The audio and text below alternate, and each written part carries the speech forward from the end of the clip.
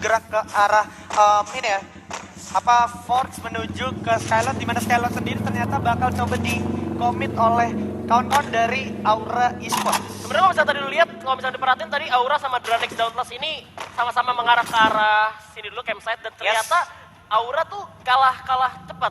Kalah cepat. Akhirnya mereka ke Skillots duluan. Dan ini dia, udah ada early fight nampaknya dari Boss Esports, di mana udah ada Exen juga di depannya. Boss Esports dengan lootingan seminim mungkin. Cupai di sini udah mendapatkan M4-nya, bakalan turun dulu, bakalan mendapatkan firing. Ternyata Aimfoy dan juga Ngana udah mulai merasakan peluru-peluru dari anak-anak Exen. Masih bisa bertahan kali ini, dan ini yang ngebuat bisa kena sandwich sih, karena kan dengan Nogan Skin Stats ini lu bakal alas banget, apalagi jarak jauh kayak gini. Long fight tuh bener gak sehat banget. Kalau misalkan lu pakai Nogan Skin Stats, lu butuh banget yang namanya 1887. Ya setidaknya 2 orang punya shotgun 2. Yes, terlebih lagi lu di early lane ya kan, udah pasti resource lu dari segi ammo itu terbatas banget, Pak. Terbatas banget. Dan gue sih lebih suka apa ya, lebih suka dari shotgun-nya sih, karena memang damage, tapi kita lihat bakal sini Bos Cupai, udah kena damage, masih ada gloss yang cukup responsif, tentunya masih bisa menyelamatkan seorang Bos Cupai kali ini. Oke, Bos Cupai ternyata masih bisa menyelamatkan dirinya dan kawan-kawannya. Terlihat mereka udah mulai bergerak melebarkan posisi dan cenderung agar tidak terpantau secara terus-menerus dari XCN. Tapi yang menariknya lagi adalah XCN harus ke game ronde keempat dengan kondisi 3 orang aja. Wow, sangat disayangkan sekali sekarang harus mental 1 orang ya, dan dia harus bertahan dengan 3 pemain sisanya. Cuman gak menutup kemungkinan mereka masih bisa bertahan juga. Contohnya tadi Louvre tinggal 2 orang yang gua rasa mereka bisa tumbang dulu, ternyata mereka masih bisa bertahan sampai ke detik-detik terakhir. Yes, kalau kita lihat ke arah minimap juga sepertinya tidak ada tim lain di sekitar Boss Esports. So gua rasa Boss Esports akan mendapatkan lootingan yang cukup aman ya. Tapi kalau misalkan menurut gue Boss Esports jangan ke arah fields, mendingan mereka ke arah rumah nelayan di bawah di dekat Marble World. Karena kalau misalkan mereka ke fields, mereka bakal kena sergap dari segala sisi. Ada Rosugo, juga ada di sana juga ada Anarchy, ada Aura juga dari Skillots. Semua bisa ke fields, dan fields itu open field. Yes, dan kita lihat sekarang sudah terlihat dan terpantau dari seorang Evo Street. Adanya tim Bigetron di depan, dan kalau kita lihat classman standing sampai dengan ronde ketiga, Onyx Olympus lagi memimpin klasemen, Pak. Gila, poinnya Gila. 50, cuma beda 50 poin doang sama Dranix Vendetta. Tapi kita lihat sekarang Bigetron juga masih dalam masalah karena udah ke spot juga oleh tim EVOS Roar. Yes, Regar harus menarik dirinya dulu karena terlalu berbahaya juga, mengingat vision dari EVOS sendiri lumayan sulit diketahui ya. Iya, dan kalau misalnya kali ini mereka bakal balik ke Seven Houses, di mana tim EVOS lihat deh pembagiannya. Jembarnya rata banget ya. Ini biar ngebagi vision kayak ngelihat tim Bigetron tuh bakal kemana aja dan bakal berdiam di rumah yang mana. Ya, kalau sekarang juga kelihatan banget gameplay dari EVOS cenderung lebih rapat karena dengan Nogan Skin Stat mereka udah tidak bisa seenak dulu, di mana dia cuman kayak peluru sedikit aja itu bisa eksekusi orang gitu kan. Tapi kali ini lebih respect ya. Butuh teamwork sih, bisa lebih tepatnya juga ya. Butuh teamwork banget, lo nggak bisa sendiri-sendiri kali ini. Yes, dan menariknya adalah tadi kalau gue nggak salah ingat masih di klasemen gue pengen bahas banget posisi 1 sampai posisi 6 atau bahkan 7 cuman beda perkara 300 poin yang artinya cuma 1 buaya doang beda. Ya, ini bisa-bisa kan sekarang klasemen poinnya kayak gini nih, klasemennya kayak tadi. Dan nih di tempat yang terakhir tadi di ronde ke-6 itu bakal berubahnya jauh banget sih. Aduh, dan kita lihat juga di sini dari information di sebelah kanan ada player of the match sampai dengan ronde ketiga ada RSG Apollo. Wow, dengan 6 poin eliminasi dan juga sekaligus mendapatkan buyah, sesuatu yang indah ya. Sesuatu yang indah, dan ini dia Apollo-nya langsung disorot tentunya. Dan kalau kita perhatikan sebenarnya di minimap mereka mungkin aman gitu, tapi mereka harus segera cepat masuk ke dalam circle, karena menurut gua kalau seandainya lu terlalu lama di dalam circle, takutnya di dalam circle sudah ada tim yang siap memantau, menunggu lu masuk ke dalam. Ini lu lihat deh, ini Anarchy itu sebenarnya ngeliatin pergerakan dari tim Rosugo sendiri. Mereka ngeliatin ada yang zipline apa enggak di sana. Mereka bakal lihat nih di field nanti ada orang. Terus Anarchy udah bisa rotasi sesuai dari yang mereka udah baca. Oke. Jadi mereka gak bakal masuk ke field lagi, mereka bakal nyisir sebelah kiri jauh. Oke, dan kalau kita lihat juga ada Aimfoy di sini yang disorot untuk bergerak ke arah batu ore. Tapi ternyata udah ada Black juga yang mengalami serangan dari arah sebelah kanan. Udah ada firing dari kawan-kawan Dranix, dimana Maung juga bakal coba ditarget seorang Black, tapi udah dipasang dulu juga untuk pertahanan diri. Maung masih bisa selamat. Yes, masih ada granat coba dilantarkan ke depan tim dari Louvre. Kali ini masih coba untuk bertahan di arah lawan Dranix Vendetta, di mana Dranix Vendetta coba untuk memanfaatkan patahan yang berada di bawah jembatan. Yes, dan ternyata Pil berhasil mendapatkan Aimfoy hanya dengan VSS dan langsung dieksekusi habis.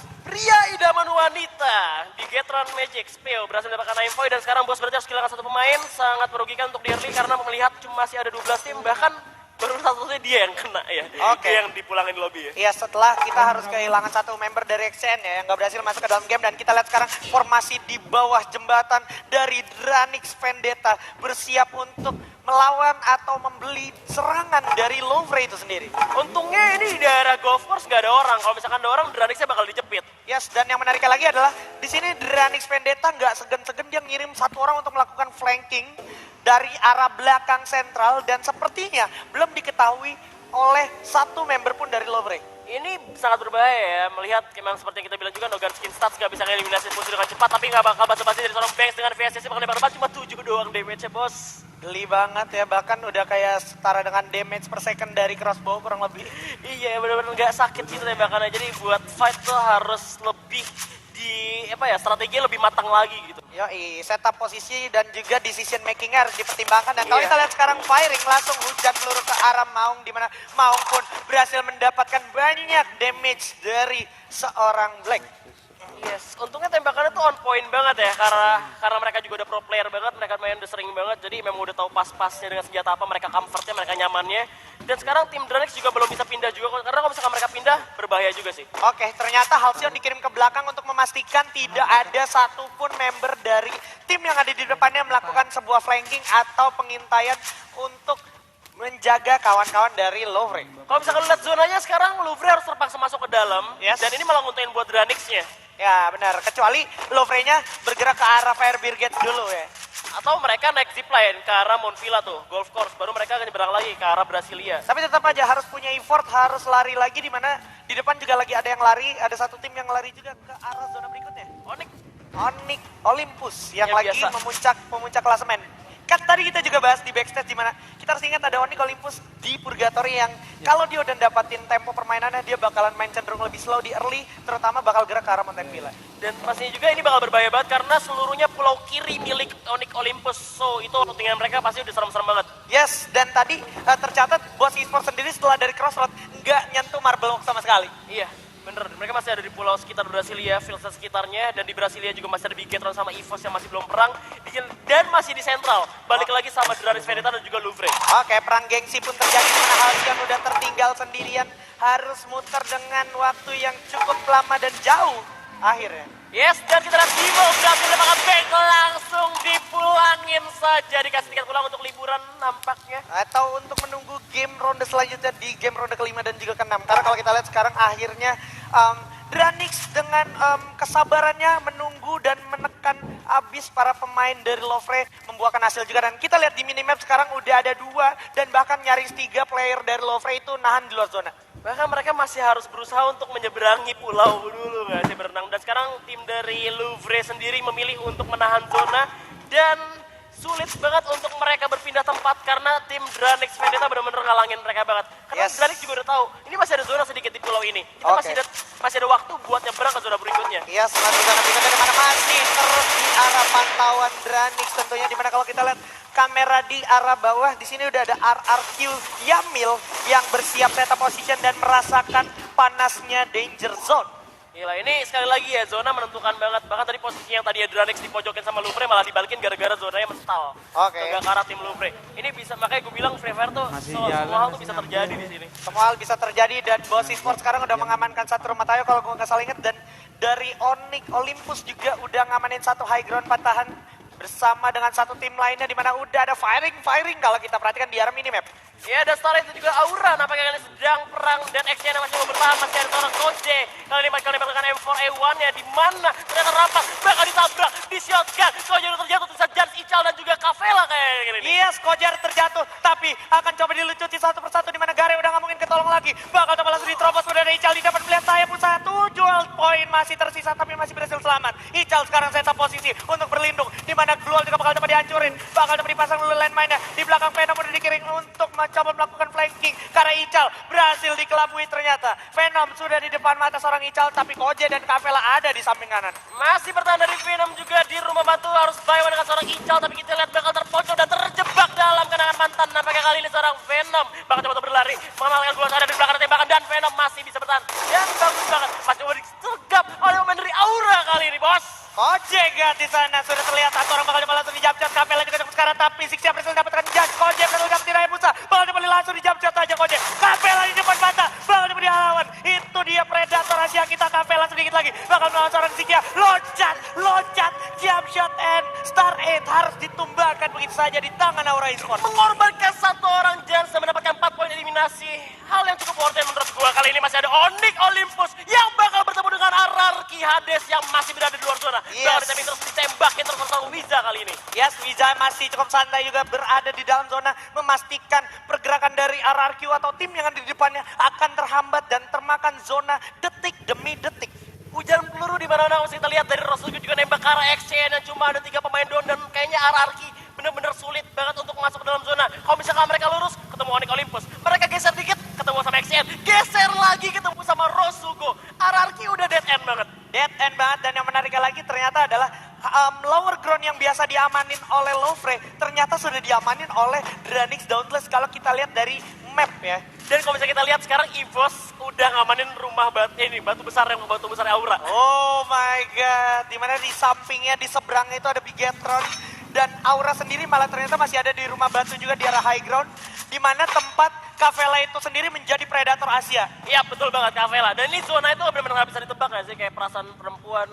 Oke, Kadang-kadang enak. tadi Danger Zone masih ngeliputin Aura di sini di daerah Brasilia atas. Dan juga Bigetron kalau gua nggak salah ingat harusnya masih akan meliputi Aura dan juga Bigetron. Tapi kita lihat udah ada firing ke arah Lofre dan juga udah terjatuh satu orang Elzia di sana. Tapi ternyata Bigetron, EVOS dan juga Boss Esports yang mendapatkan zona berikutnya. Benar banget zona yang sangat tepat banget dari tim EVOS pastinya juga Bigetron masih stay di Brasilia dari early sampai late game. Stay di Brasilia, nothing to do, gak usah kemana-mana. Mereka udah tebak zona bakal Brasilia. Purgatory, Brasilia. Mengingat Purgatory selalu di tengah. Yes, mengingat Purgatory selalu di tengah dan kalau kita perhatikan sekarang giliran dari Onyx Olympus yang akan bergerak langsung melakukan rotasi di mana di atas sudah terlihat terdeteksi oleh satu tim bakal coba dipantau, ditembak juga mobilnya di sini vehicle bakal coba turun dulu memanfaatkan patahan harusnya. Oke, formasi sudah ditentukan.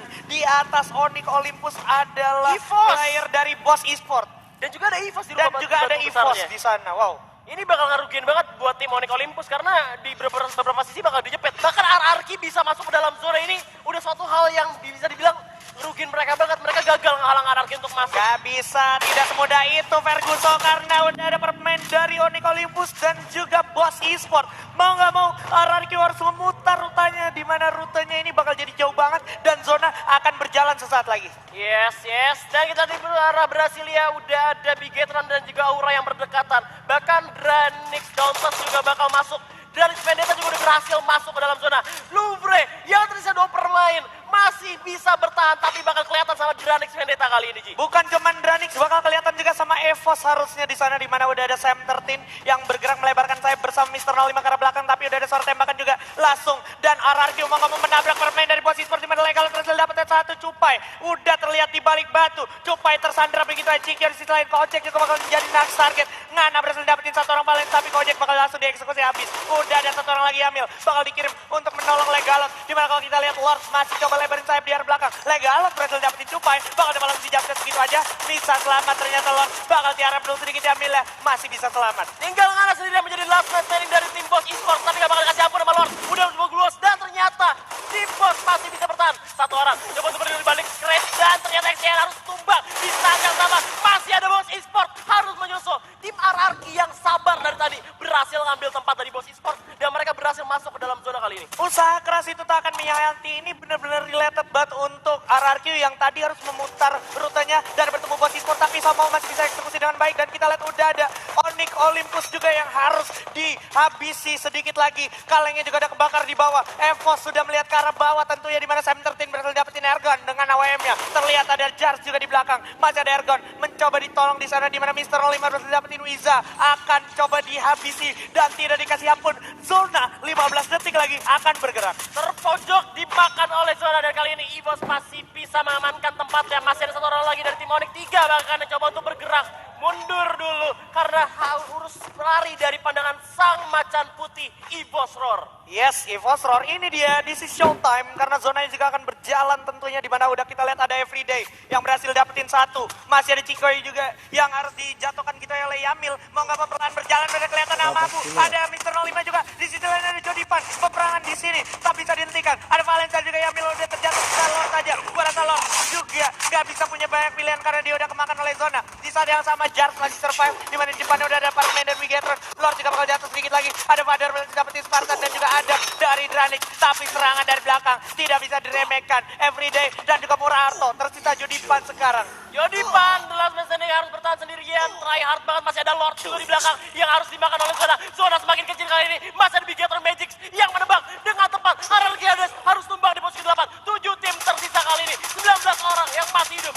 Yes, Ical di sana juga udah terlihat dari balik jendela di mana Rosugo juga harus posisi 7. Regar berhasil dapetin Mr. 05 di sana terknockdown dengan VSS-nya. Masih dipantau habis, gak dikasih ampun. Dan Onyx anyway still survive.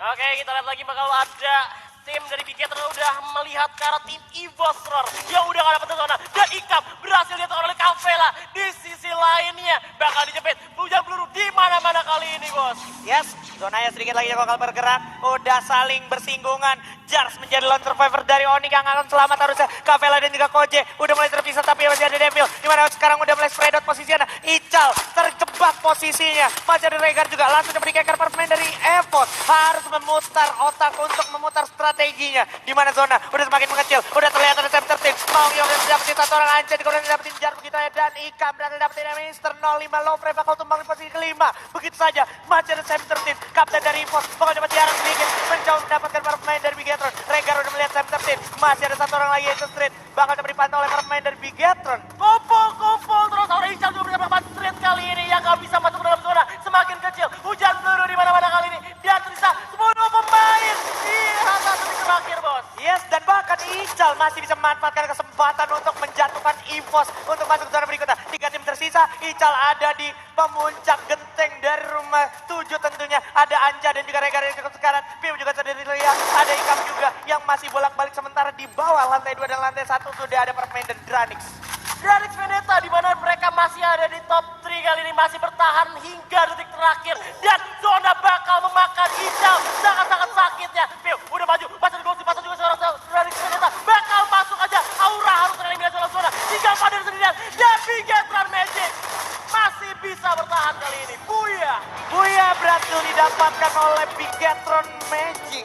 Luar biasa, congratulations dan kill point yang cukup banyak juga tadi kalau gue nggak salah ingat sampai tembus 9. Tapi yang perlu gue notice juga adalah Ical dari Aura Esports juga sudah mengamankan kurang lebih 9 poin kill yang artinya dia masih dapetin poin yang cukup banyak juga. Iya, timing dari Bigetron Magic untuk masuk ke dalam itu bener-bener pas banget. Ketika zona udah mulai narik, itu sama-sama akan narik ke tim yang bener-bener gak ini ya, gak ke satu tim yang sama gitu ya. Yes. Gak ke Bigetron, gak ke Dranix, gak ke Aura, cuma ke tengah.